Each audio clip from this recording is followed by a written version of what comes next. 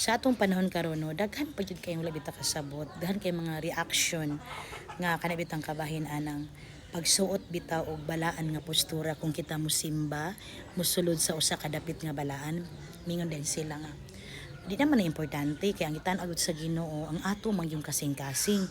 Iso na gyud kay point, tinuod man gyud kaayo nga ang Dios nagtan-aw kinsa kita unsay nakasulod sa atong kasing-kasing. Pero pagkangalan man gayon nga kanang imong sudlan halimbawa simbahan.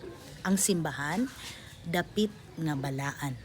So kinahanglan mag-wear ta og appropriate nga sanina nga angayan sa usa ka dapit nga balaan.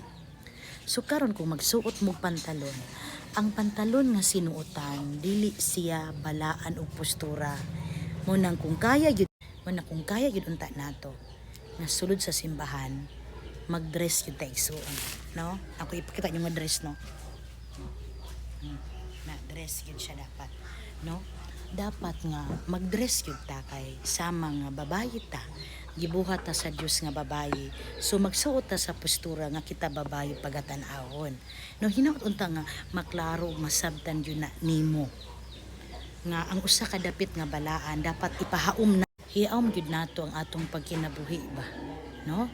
Kay balaan man gud siya nga dapit, dili man basta-basta lang nga musuot ta diyang nagpantalon ta, nag-shirt ta, dili manggod kaning mga sanina nga kung gi-mention ninyo, dili siya larawan sa usa ka postura nga balaan tatanawon.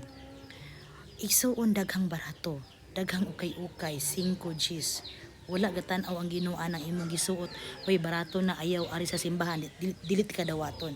Kun dili bisan unsang klase nga sanina nga imong suoton, as long as postura kang balaan tan-awon, dawat na siya sa Ginoo. Ayaw lang yun nga moanha mong simbahan, nga musulod mo nga basta na lang gihimo ninyo ang simbahan nga buramog na nisko, gihimo ninyo ang simbahan nga buramog ng merkado, o gihimo ninyong simbahan buramo ni atin og parte. Igsuon magpahawom ta nga kung musulod ta sa usa ka dapit nga balaan, wear appropriate dress nga tan-awon ta nga postura pod nga balaan. Gusto man ka ta mga dutag langit, no? Kung gusto ta atong buhaton, wala tay angay laktawan nga mga requirements nga dapat buhaton. Samtang ni apataning kalibutan magpractice ta sa pagkinabuhing balaan. Kaya ang Dios nagaingon nga magbalaan kita kanunay sa tanang panahon. Kaya ang Dios balaan na. Munang please respect the house of God.